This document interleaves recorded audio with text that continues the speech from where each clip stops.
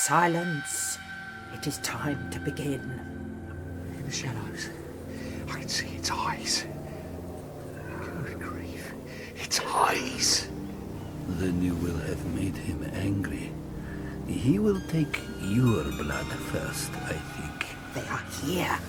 They are here in this chamber. Dr. Tulp, at your service. Yes!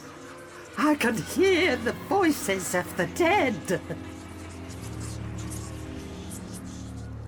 I warn you now, there will be a cost. A couple of the dockers said he heard what sounded like a wild animal.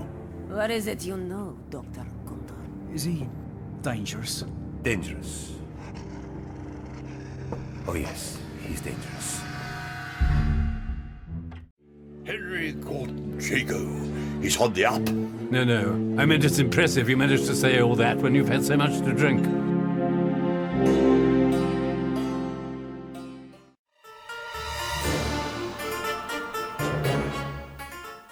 Hello and welcome back YouTubers and Doctor Who fanatics to another Big Finish audio review, and today I'll be taking a look from the Wills of Doctor Who, featuring the investigators of infernal incidents.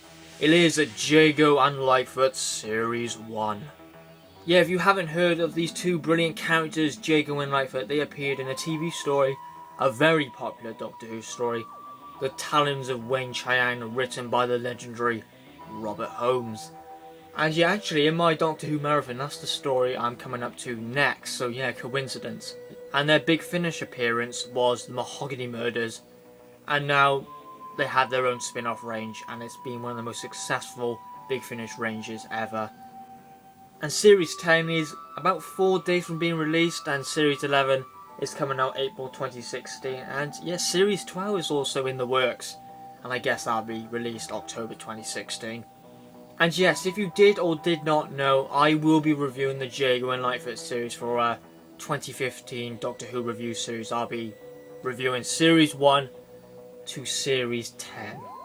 As a lot of people acknowledge that I should review this range, and yeah, it was a good move. I either had in my mind the 4th Doctor Adventures, all those to be reviewed, as I've almost got, well actually I have got more now, or the Jago and Litefoot range, and I thought Jago and Litefoot because I have not dived into any spin-offs, so yes, I will be reviewing the Jago and Litefoot range. So then, if you want to go straight to my review of Series 1 of Jago and Litefoot to the Bloodless Soldier, there is the time on the bottom of the screen, but if you want to see this snazzy thing showcased, then don't do a thing.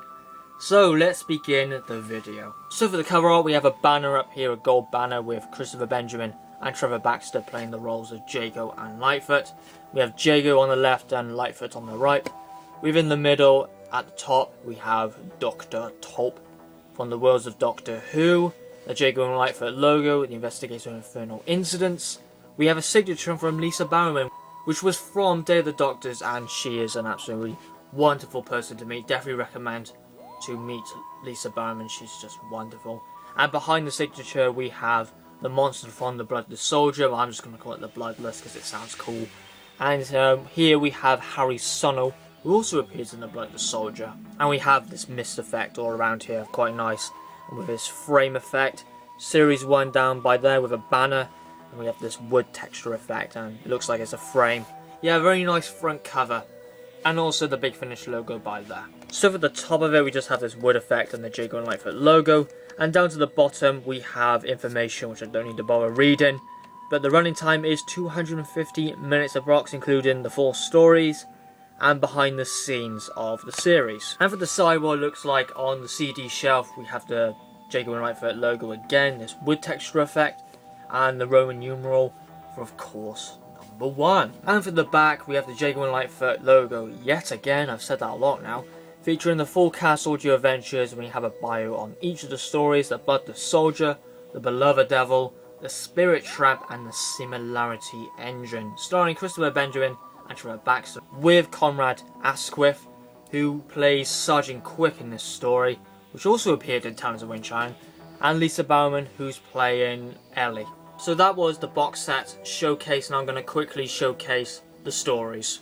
So here we have all the spines of the releases. We have the Jago and Litefoot text by there, then the name of the story and the number with the Big Finish logo. And the only thing different with this one is the spirit trap has like burn marks, like one a bit by there. But the rest are completely the same with this leather effect. And for the individual covers, they're just like this, very standard, but they actually don't stay consistent with the series. Series 2, 3, 4 and 5 take a more cartoony approach, and then they go back to the old ways with Series 6 and onward. With the Bloodless Soldier cover, we have Christopher Benjamin and Trevor Baxter. We have the picture of the monster, the Bloodless, I'm just going to call. We have claw marks, Jago and Litefoot with ink splats, and then the name of the story and who it's written by, which is Justin Richards, and it has this leather effect. For the Bellova Devil, we have a fist and a gravestone behind it, with bits of gravel and dirt, with a scratch by there. For the spirit trap, we have this hand with an eye in the middle or the centre, with burn marks by there. And also have burn marks by there as well, so that's quite nice. And then the Similarity Engine, we have Black Ore, and it looks like Disease, and then we have Dr. Tolp in the centre with this cog gear. And for the back of all these releases, they are showcased just like this with Jago and Litefoot by there. The name of the story, who is it written by, and who it was directed by, with the bio on the story and who features in the story, and it says featuring the vocal talents of, and list the characters. That's quite nice. Now I'm going to show you quickly inside with all of them. We have Bloodless Soldier, the Bellova Devil, the Spirit Trap, and the Similarity Engine, which contains 2 discs, which is behind the scenes of Jago and Litefoot. And then we have Series 2 being showcased. Yeah, I'm not going to faff with the booklets, I'm just saving time for the review. There's only writer's notes and director's notes and behind the scenes pictures in them, if you were wondering. So those were the individual stories showcased. Now let's begin the review part of this video, starting with The Bloodless Soldier by Justin Richards. At your service. Oh, Dr. Tolp, thank goodness you're here. Thank you for coming. Where is the patient? He's over here. Now to my review of The Bloodless Soldier by Justin Richards. And yeah, he's not one of my favourite Big Finish writers. He's a good writer. It's not like John Dorney, Jonathan Morris, Mark Platt, Simon Guerrier, Kevin Scott and Mark Wright, who usually always deliver a wow factor story. But Justin Richards, no, not really. The Darkness of Glass is definitely a brilliant story and his best so far. So I checked some reviews on a website called Timescale. It's a really good website. I was seeing what people thought about The Bloodless Soldier and where it was ranked. And it was ranked 6th place out of all the Jago and Litefoot stories. And I thought, wow, it must be good then. But yeah, before I was thinking it was going to be the weakest out of the set. But yeah, don't prejudge anything. It could blow my bloody socks off. So to the summary of The Bloodless Soldier, it starts off with soldiers returning from India for overseas services. But before, the soldiers were attacked by some sort of monster. And a character named Captain Hertford, I believe his name is. Actually, I'll just turn it around because I don't want to make any mistakes. Yeah, Captain Hertford. Yeah, he was attacked by this monster and he has severe injuries with scratches all on his body. And he's sent back to London. And the story starts off with his character, something happening with him.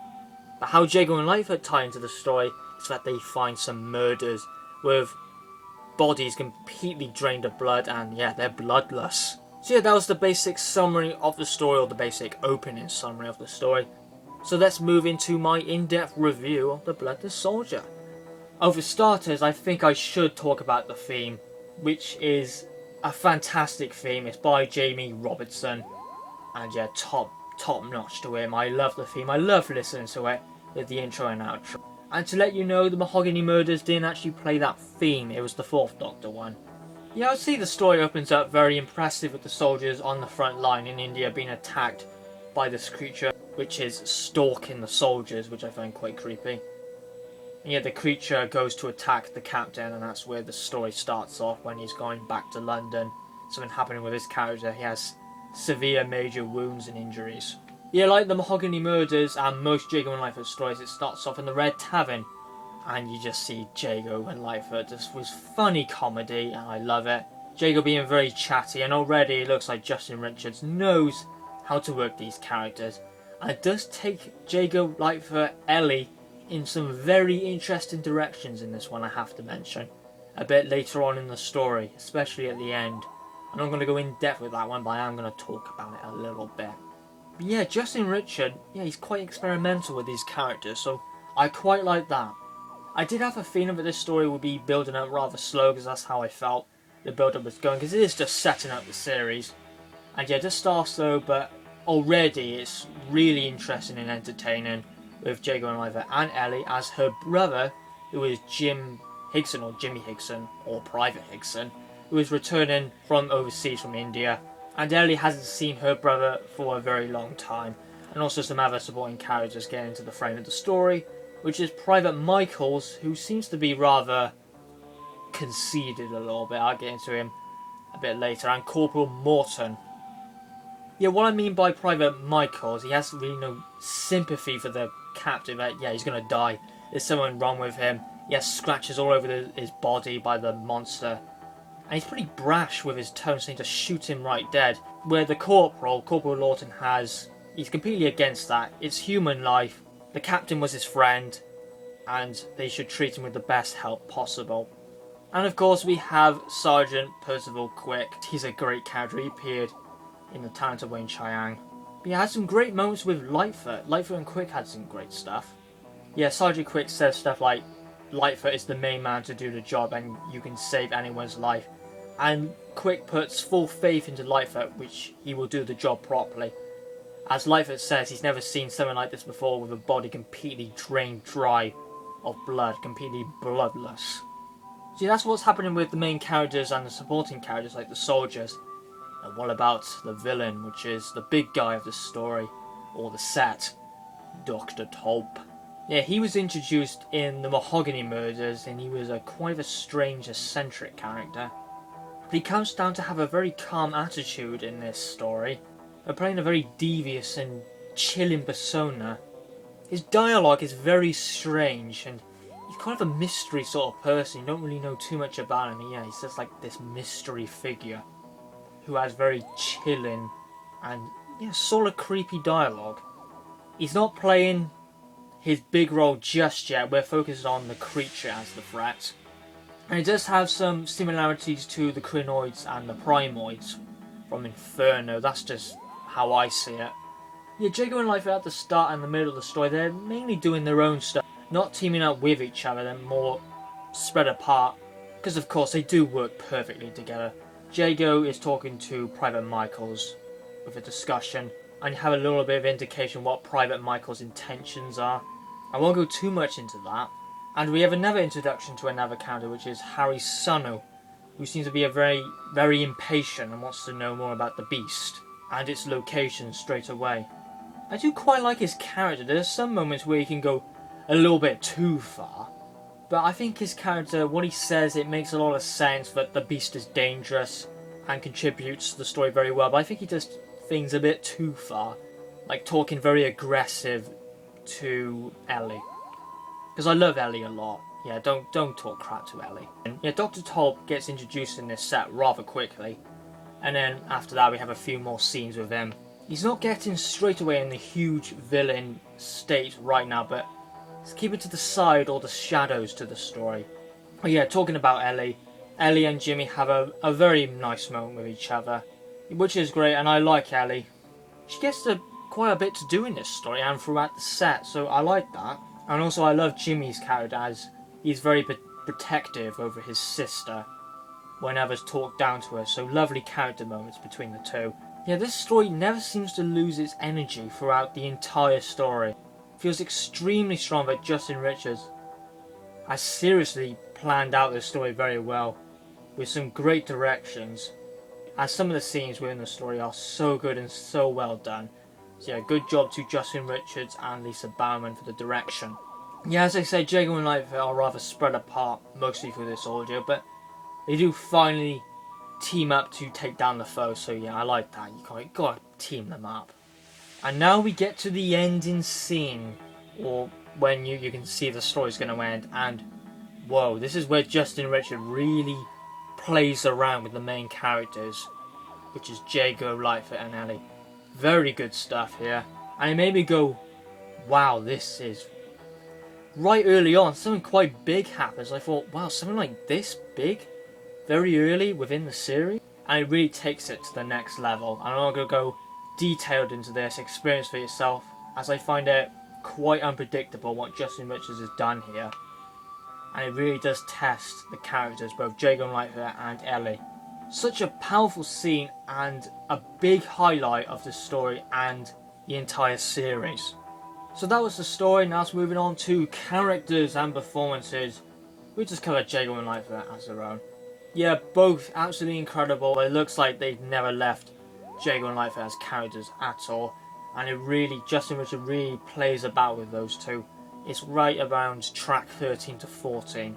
So yeah, great job from our Infernal investigators. And really well written and played out by Justin Richards. Next up is Ellie, Lisa Bowerman. I fell in love with her character. Ellie is so lovable, you just can't hate Ellie. And yeah, Justin did some superb writing for her. Really gets a lot to do in this story.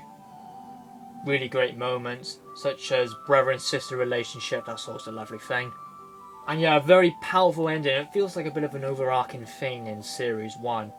With it slightly, just like a little bit in Bellova Devil, and then quite heavy in the Spirit Trap. Next up we have Sergeant Quick, which is Conrad Asquith. Not extremely heavy in this story, just some moments here and there with some scenes. But I enjoy his character. Yeah, some nice moments with Litefoot and Quick. Now for supporting characters we have Private Michaels, who is Alex Lowe. Added a great part to the story, which introduced with Jago. Not going to go into detail with that, but there's something about him. Yeah, he's pretty brash and an indignant character.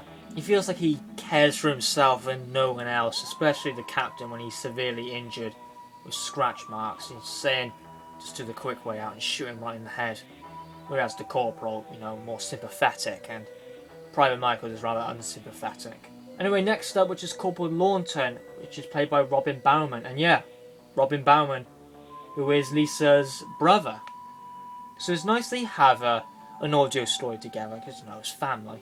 Unfortunately, Corporal Lawton and Ellie didn't interact, which is a shame because, you know, it's brother and sister. But I guess that's how the story ended up anyway, so that's a shame, but it would have been nice if brother and sister had like a scene together playing out. It would have been quite fun. Next up we have John Banks, who voices 3 characters, which is Private Higson, Harry Sunnell and Captain Herdford.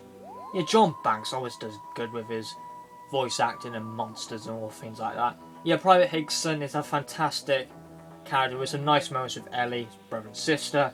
Harry Sunnell, yeah, what he says, he does make a lot of sense what his character says, but sometimes he can come across rather overbearing, as he really gets into your face.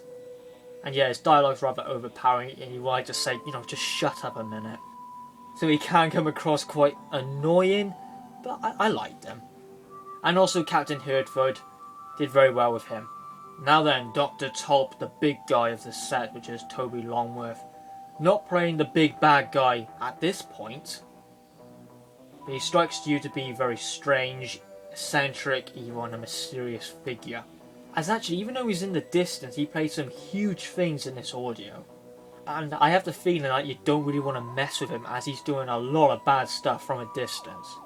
And then last we have Private Smith, who I can't remember, I think it's Alex Mallinson.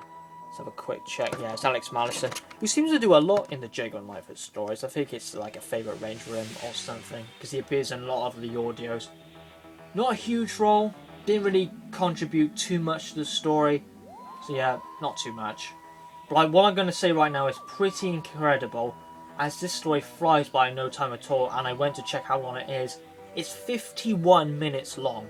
It's one of the shorter Big Finish audios I've listened to, and it is the shortest out of the set. And yet Justin Richards would look like he's tried his best to do everything for all the characters in the space of 51 minutes, and that's pretty damn mental. There's about 11 characters in this, and he had 51 minutes to do this all. And yet it worked in that space of time. So yeah, well done to Justin Richards, because not a lot of people, I think, could achieve that. But you can tell that some characters are being pushed away a little bit, like Sergeant Quick and Private Smith, but he's dealing with 11 characters. So what do I think about the Bloodless Soldier? Well, why did I think it was the lowest? It was an absolutely fantastic start to the series. A huge well done to Justin Richards. This is his strongest story by far, with The Darkness of Glass. I wish it was a tiny bit more longer so you can get more stuff with Private Smith and Sergeant Quick a little bit. Could get them a bit more into the story, but yeah, it's fantastic. My first listen, I think I did rate it an 8.5 out of 10. But now I'm going to push that up to a 9 out of 10. Very well done by Justin Richards, who did absolutely cracking, or I should say corking. Well done to Justin Richards and everyone who performed in this audio. Now let's see, hopefully, if Alan Barnes can redeem himself, because again, like Justin Richards, although Justin Richards is a better writer than Alan Barnes in my opinion, Alan Barnes has never been a writer which I like. Anyway, let's move on to the second story of the set, The Bellova Devil by Alan Barnes. This Coville had risen from the grave to enact bloody murder. If Sacker is to be believed. Now to my review of The Bellova Devil by Alan Barnes. Now actually, a lot of people say this is the best out of Series 1. So that made me think, well maybe I will get an Alan Barnes story which will make me go wow. And right now, The White Room is Alan Barnes' best story. So I was hoping this one would boost that up. Because a lot of people give this like 10 out of 10, 9 out of 10. I was hoping to rate it the same. So to the summary of the story, it actually has some similarities to the BBC 8th Doctor book, which is The Body Snatchers. With this person who was dead but then came back from the dead. It's quite a supernatural story, I would say. And does acquire full attention, very much like the Body Snatchers, as it does have, well, body snatching, graveyard diggings, and with something called the Far Off Travellers Club. So then, let's begin my in-depth look at The Bellova Devil. Yeah, the Bloodless Soldier did have some dark stuff in it, especially at the end, which does show that Ellie is a very strong-hearted character, so love that. She has a lot of strength. And yeah, it starts off with the Red Tavern, and Jago is pretty funny in this, I gotta admit. Even though he just makes like funny random noises, I just find it hilarious. Yeah, Alan Barnes has definitely written Jago and Litefoot, well, Jago definitely, more comical than Justin Richards. He went a little bit more serious, I would say. Yeah, The Bellova Devil is really Jago and Litefoot together pretty much throughout the entire audio. So that was a good move that Alan Barnes did, as the other writers didn't seem to put them together. They were rather spread apart and doing their own stuff, whereas this one, they were investigating the Infernal incidents together. So yeah, good move on Alan Barnes, I like that. Yeah, as I said, this one does require full attention. You can't really do something while listening to this one. You feel a little bit lost probably and dislike it. Yeah, it took me a second go to fully get this. Even though I was fully listening to it, there was like a couple of stuff I thought, not sure, but I re-listened to it and I thought, oh, that's what it was all about. Yeah, quite early on we have some like flashbacks with Jago and Litefoot. They're both doing different stuff within these flashbacks. Anyway, let's talk about the flashbacks with Litefoot. He's with a character who is Dr. Sacker. And yeah, he plays more of a role in Series 2. And they're talking about the body from the ceremony. And Jago is playing more of a funny approach with his flashback, as he disguises himself to break into a members-only club. To find out more about the murder and talking to a character who is Sophia, who is played by Lisa Bowerman. The comedy really works. It doesn't really feel overpowering. Anyway, it's a nice balance, I would say, to serious storytelling and comedy. It's like 50-50, but works out fine. And Jago and Litefoot go through the clues, and I really like how they put their brilliant minds together to crack the complex conundrums. And a bit after that, we have some body snatching things going off, Jago being scared by an owl, and as well some Russian characters getting into the story who are part of the Far Off Travellers Club. And yeah, when the story progresses about halfway through, they try to get into the private club, which is members only, which is the Far Off Travellers Club. And they meet a character who is the secretary, who is played by the amazing Stephen Thorne. Again, his voice feels very powerful and royal. Yeah, I would say the story does take its time. Eventually, it does take a very energetic turn. And yeah, this story is much more longer. It's about 1 hour and 4 minutes. So it's a lot longer than The Bloodless Soldier. And yeah, Dr. Tubb really gets into the equation of the story. Now, face to face with one of the main characters. Still find him a very mysterious character. Again, speaks with really strange dialogue. And if you listen carefully to the dialogue, you can have a little hint of what his character really is. Yeah, it feels like Dr. Tob is really taking the front stage to be the big guy of the set. As I said, he was rather in the distance with the Bloodless Soldier, still doing some really devious stuff, but now he's really in your face. Still, he's surrounded with mystery. We don't know really anything about him. He's a lot different than anyone else. But we get the full picture of him in the Similarity Engine. Yeah, and when it gets to that, it really picks up with great music and energy when it reaches the halfway mark. And it doesn't really have an off switch, it does, when it gets to the halfway mark. The energy doesn't stop, so lovely pacing and energy. However, there's something in this story I really do not get. It's where one of the characters gets introduced and then 10 seconds later, he's immediately shot. I was saying to myself, what did that add to the story or the plot? I had no idea what the point of that was. I won't say who got shot, but I didn't get it. 10 seconds a character gets introduced, oh yeah, just shoot you right dead. Yeah, no idea what that was on about. But anyway, let's talk about Sergeant quick. Yeah, he gets into the story quite later on, in the nick of time, and in a good entrance, so I like that. Just little scenes here and there, just like the Bloodless Soldier. And yet the Bellova Devil ties up quite nicely. I think it could have been handled a little bit better. And with Dr. Tob, still don't really know anything really about him, which leads into a Similarity Engine. It feels like it's building up to the Similarity Engine. We get the full picture of him. Yeah, a great story. There's some little tiny bits I thought, what? Not sure about that. And the handling could have been better done. But yeah, Bellova Devil was really good. Anyway, characters and performances, Jago and Litefoot. Yeah, one of the reasons why I love this story so much was Jago and Litefoot. They really worked well as a team. Dialogue was a complete joy to listen to from start to finish from them. Ellie only had a scene at the start and that is it, so don't need to talk about Ellie, it's just like a scene or two at the start of the Red Tavern. But yeah, something's happened to her character, which happened in the Bloodless Soldier, which is expanded in the Spirit Trap. Next character is Miss Sophia, which is Lisa Bowerman. Didn't seem to add too much to the story in my views, but when you get to the end, this feels like there's something going on. I don't know if she appears in a future box set, but I think she ends quite ambiguous. I'm not sure about it. Maybe I have to re-listen to it again. Next up is Sergeant Quick, mainly appearing at the start of, the end of the story, but brilliant once again. Next up is Dr. Tob. Some hints that make you think, think I know who he is. But I will say the Similarity Engine with him is quite unpredictable, I will say that. He's still really this strange, mysterious figure. Dr. Saka, who is Duquesne Wisbley, again plays more of a role in Series 2.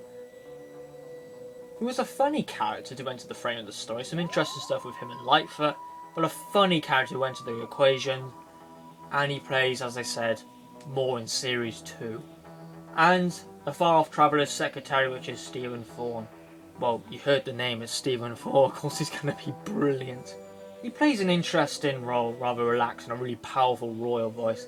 I do find him quite predictable where his character goes in the story. And we do have other supporting characters, but they only played minor little roles, like the landlord for example. And another character who entered into the story, 10 seconds later he was immediately shot. And I thought that character who got shot was going to play a really big role. Yeah, obviously not. So then, what is my final verdict on the Bellova Devil by Alan Barnes? Yeah, it is a very enjoyable story, so well done to Alan Barnes, you did a very good story. I think I would rate it along the lines of The White Room, although I think The White Room is a better story than this one, as it does have some predictable twists, yet there are some unpredictable ones there as well. Could have been better handled during the end, felt a bit rushed and abrupt. The overall Bellova Devil is a strong story. I don't like a lot of his stories. I do like two of them, being the Bellova Devil and The White Room. That's definitely his ones, which are very good. He still hasn't done a wow factor story for me yet. I hope he does. So yeah, I'm going to rate this story an 8 out of 10. So yeah, well done for Alan Barnes, he did do a good story. It is a rather popular story, this one, out of the set. I might find it overrated or just have some grudge against Alan Barnes. It's not my favourite from the set personally, but it's still a really well done story. So let's move on to the third story in the set by Jonathan Morris, The Spirit Trap. Silence! It is time to begin. Now this is Jonathan Morris entering the equation for this range, and I was very excited about this because he's my favourite Big Finish writer. However, reviews on this one haven't been too great, which is a bit of a surprise because it is Jonathan Morris. People say it's just a bit too dull and doesn't really match the quality with the other stories within the set. They didn't say it was a bad story, but they just said it's the weakest out of the set. But yeah, I'll see if that's true or not. Also, it's quite a supernatural story, or a bit of a ghost story, so I was quite optimistic. So to the summary of the story, it heavily focuses on Ellie as a character, because something happened quite big in the Bloodless Soldier. I'm not going to say what it is, or who Ellie is seeing, because I think that might give the game away. But yeah, it heavily focuses on Ellie. It's been a bit of an overarching thing in this series. Did it a tiny bit in the Bellova Devil, like a scene, and then it expands it in the Spirit Trap. So yeah, I'm not going to go too much in detail who Ellie is meeting, but I will say the woman, who is Miss Vanguard. And yeah, Miss Vanguard is apparently this woman who can bring spirits to life. And yeah, Jago and Litefoot don't believe it for a minute, and just find Miss Vanguard a harmless fake, trying to exploit people. However, ever since Miss Vanguard got into the picture, there's been some very strange disappearances and events which have happened, which might have a connection. So that was the summary of the story. I would like to get a bit more about Ellie, but I think it's something you can find out for yourself. So then, let's get into the in-depth review of The Spirit Trap. Yeah, the introduction scene opens up with a session in progress with Miss Vanguard, Ellie, and other nameless characters, used as a background prop pretty much. And well, if you know a bit of Ellie's past, then you will know what I'm on about. And what's happened to her character, that's why Ellie is seeing this Miss Vanguard. And yeah, Jago doesn't believe Ellie for a minute that Miss Vanguard can see into people's past, arise spirits or anything like that. And doesn't make a big joke out of it, but Litefoot being more the charmer and the gentleman, acknowledges Ellie to at least check it out if Ellie's story is true and Miss Vanguard is actually looking into people's past, communicating to spirits, or just is a fake. Yeah, this story has quite a small cast. This is just Jago, Litefoot, Miss Vanguard, and 2 other supporting characters, who are, I have to turn it around because I can't remember, who is the landlord, who doesn't even have much to do anyway, and Toby, who does quite a bit to do in this story.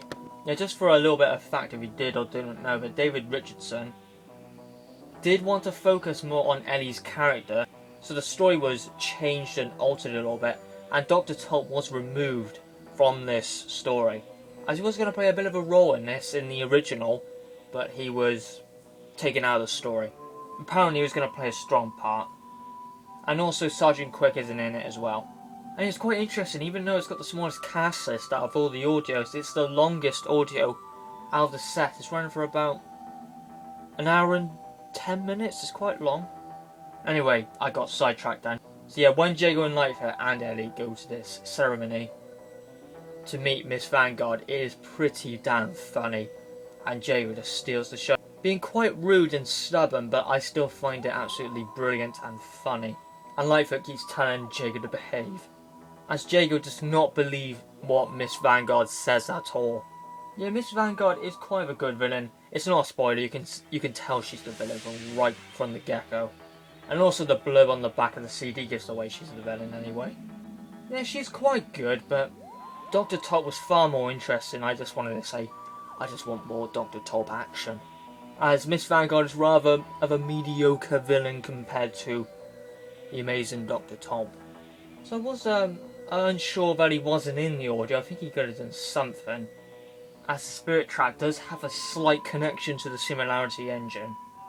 But oh well, that's what happened. They just alter it and he was out of the equation. Yeah, I love how Ellie is very close to Jago and Litefoot in this audio, as they really do feel like a family. and really respect each other, and I like how Jonathan Morris has written the main cast.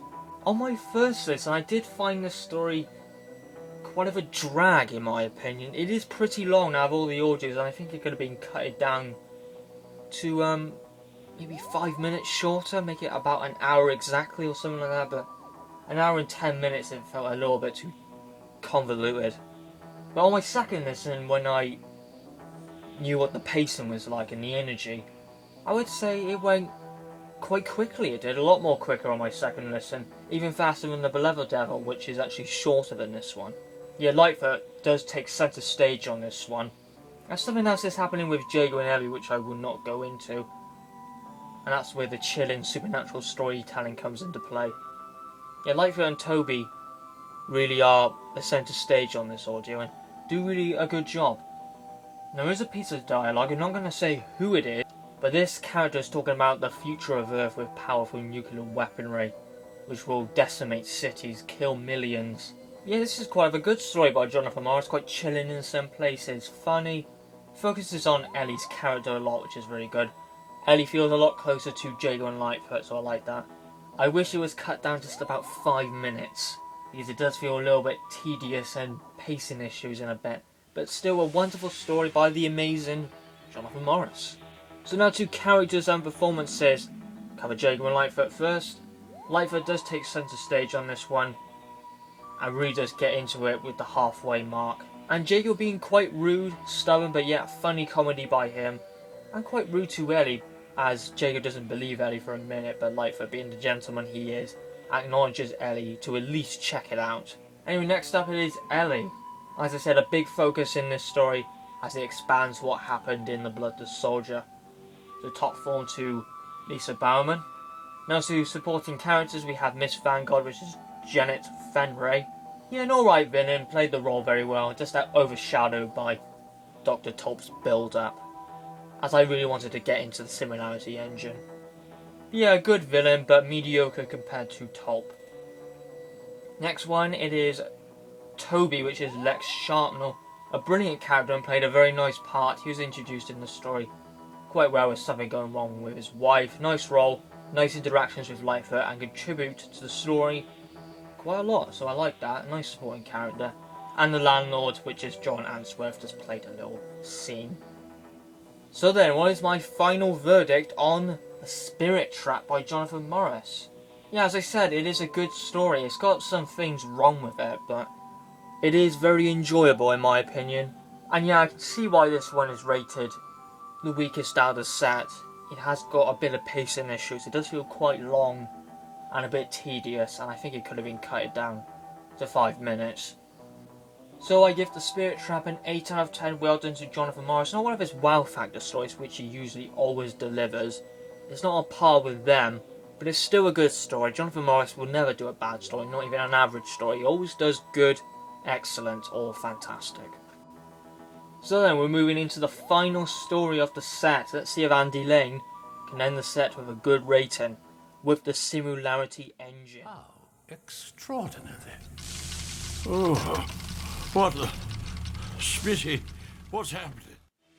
So yeah, the Similarity Engine has got quite different feedback. Some people saying it's a fantastic end for the set, and other people say it's a good ending, but it could have been better.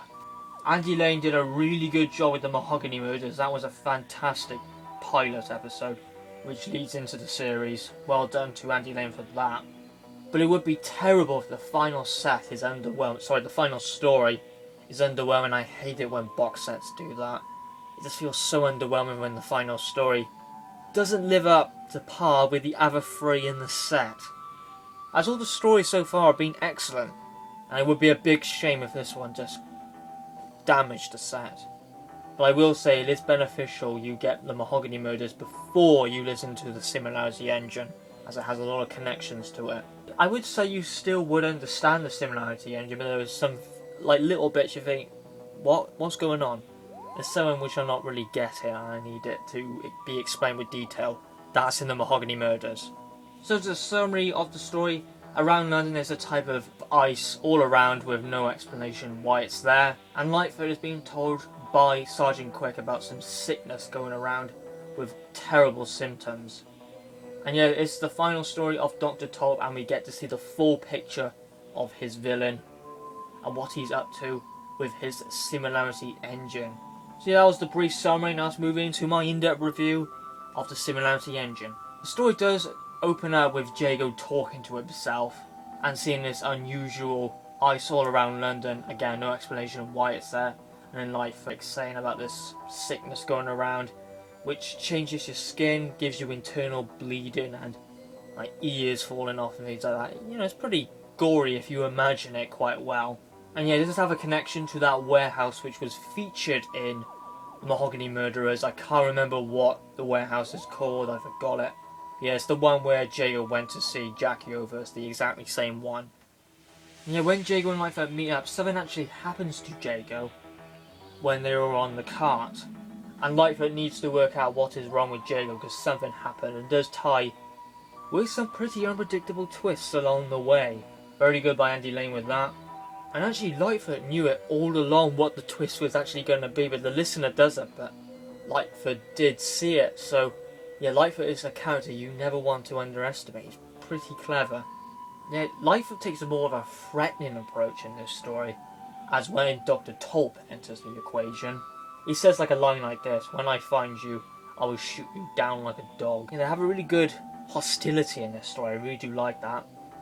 And they keep trying to get the upper hand of each other, where Dr. Tulp threatening to break every bone in his body, and then Litefoot trying to get back at him, and then Dr. Tulp again. So nice hostility, I do like that a lot. He also does another connection to the Spirit Trap, to Dr. Tulp. I'm not going to go into that. Again, Litefoot is very much taking centre stage in this story, which I like. It is Litefoot and Dr. Tulp, but not in the way which you would think. And also Sergeant Quick, who gets a lot to do in this story, which is great. I think out of the entire set. And yeah, the story does go back to Jago with a character called Smitty, or he likes to be called himself Police Constable Smith. And yeah, Jago and Litefoot are split up through the story for quite a while. But yeah, that's how the cookie crumbled with this one.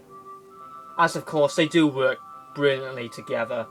But I don't really mind if they're spread apart doing their own things throughout the story. I don't really mind that. But yeah, they do unite during the 3/4 to the end mark. Yeah, the dialogue with Dr. Tulp is explained. However, Andy Lane didn't really write Dr. Tulp very good in my opinion.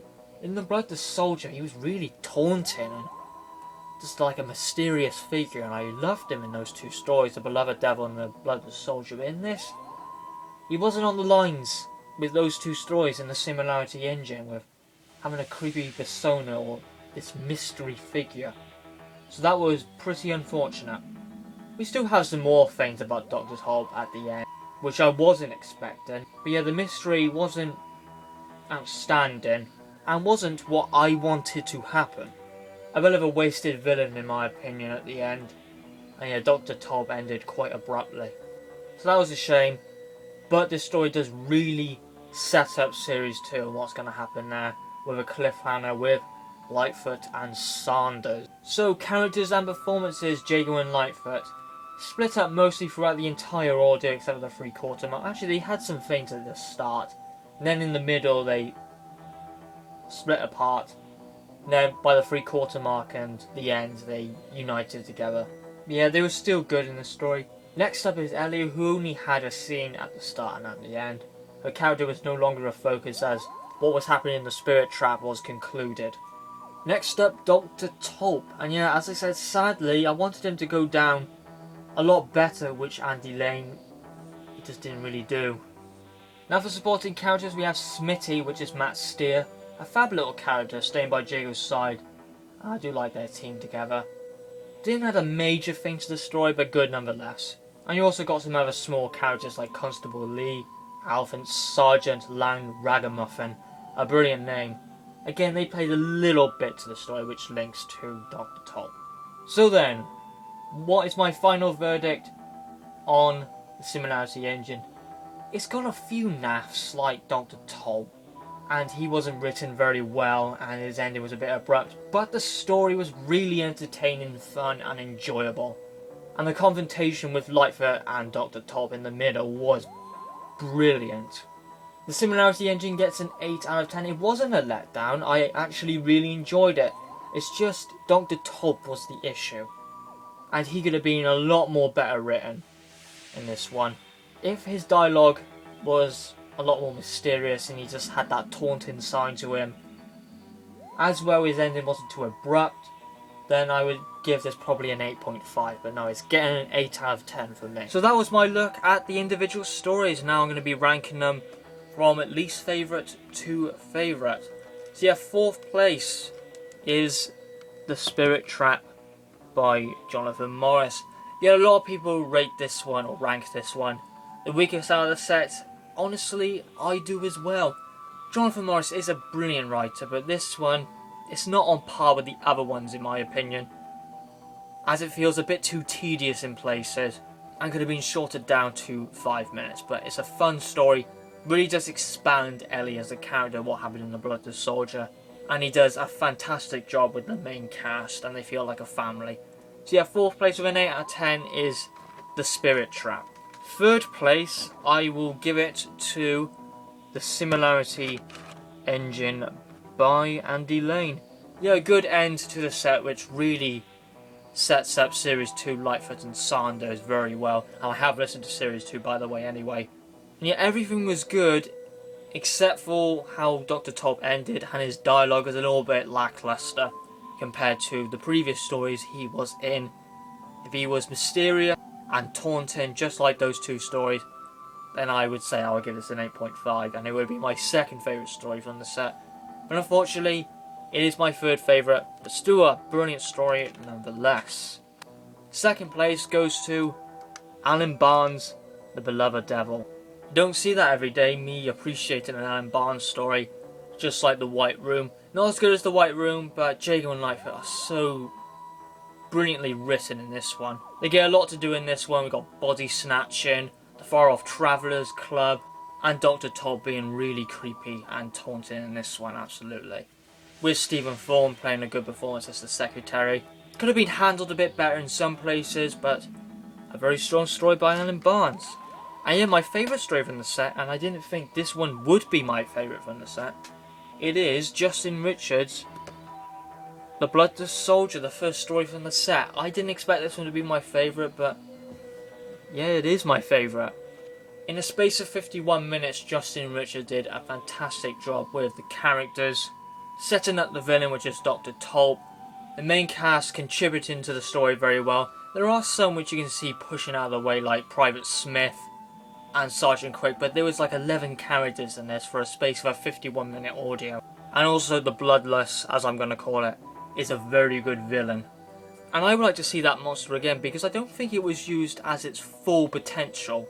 I forgot to mention that when I was talking about the Bloodless Soldier. I think there's a lot more we can see with that good old monster, the Bloodless. So then, what is my final verdict on Jago and Litefoot Series 1 and would I recommend it? Of course I recommend this set because on Big Finish right now on the website it is £20 and that is a bargain.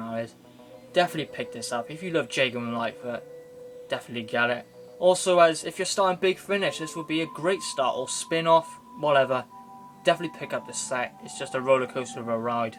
So then, I rate Jago and Litefoot Series 1 an 8 out of 10. Well done to all the writers and everyone who contribute in this set. So thank you very much for watching my review of Jago and Litefoot Series 1. And as I've said, if you did or didn't know, I am reviewing the entire Jago and Litefoot series. So if you love Jago and Litefoot and Big Finish content, then subscribe to the channel, as I have a huge variety, and also coming up in the future. So I will see you in the next one for, hopefully, Doom Coalition. But yeah, hopefully I'll have time to record it on Saturday, I should do. Goodbye, and have a good one.